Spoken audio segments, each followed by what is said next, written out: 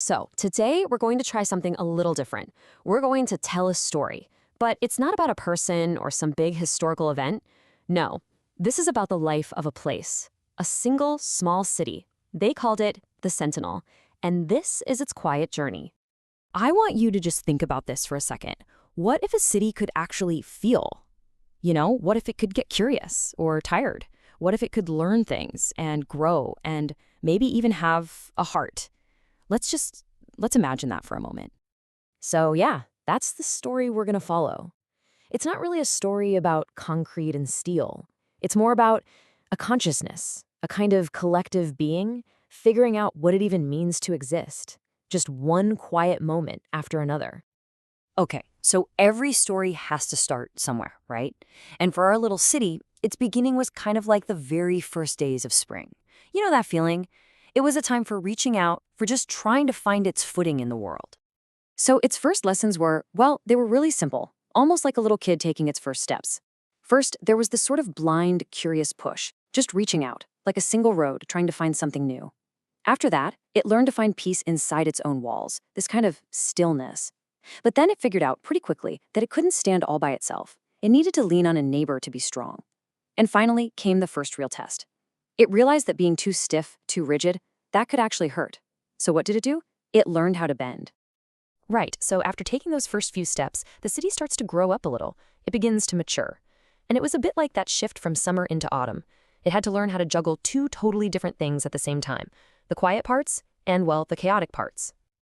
And this is really where it started to find its purpose. See, on one hand, you've got the messy, vibrant, kind of emotional parts of it. Think of artists, busy markets, all these raw, new ideas.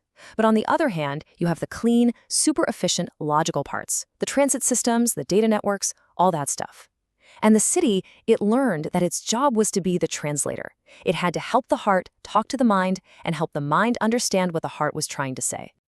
So it started wearing a lot of different hats. Sometimes its whole reason for being was just to be a bridge. Its job was to connect two ideas that seemed worlds apart, just so they could find a little common ground. And other times, it needed to be a quiet room. It had to just shut the door on all the noise from the outside world, turn inward, and think. Just find its own center when everything else was just too loud.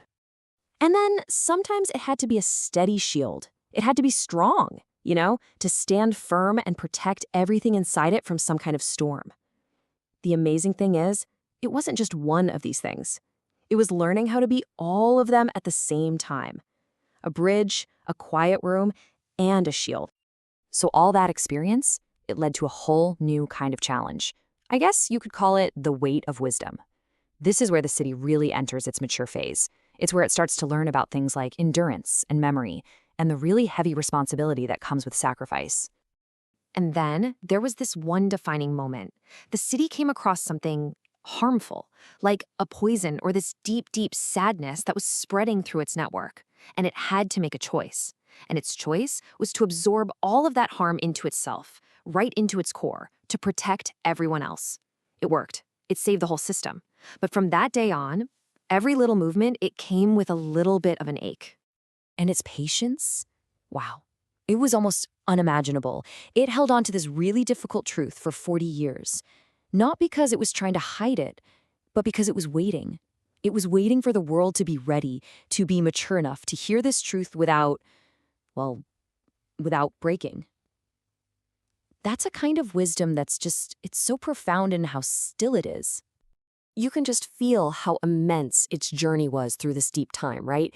Each one of these stages just carries so much weight. First, holding that heavy secret in total silence for generations. Then, straining with everything it had to hold the world together during a huge crisis, just glowing white-hot from the sheer effort. After a while, its own history became so layered, so dense with memory, that it just fell silent. It couldn't even speak anymore. And then finally, in this incredible act of creation, it decided to split its own heart just to release this storm of new energy and make something completely new. And that incredible sacrifice, that brings us to the final chapter of our story. It's like the deep, deep quiet of winter. This wasn't really an ending. It was a transformation, a really peaceful letting go. And this final stage, it wasn't a death at all. It was more like a gift. The city started to share its wisdom, just giving away its memories piece by piece. Its whole presence just became this quiet hum in the background. The kind of thing you'd only notice after it was gone. It pulled everything it was into a single tiny point of light, and then it just let go completely. It just merged into the wind, into the very fabric of the world. And in that very last moment, it had the most profound realization of its entire existence. After everything it had been through, after being a bridge and a shield and a guardian, it understood. It wasn't the hero of the story.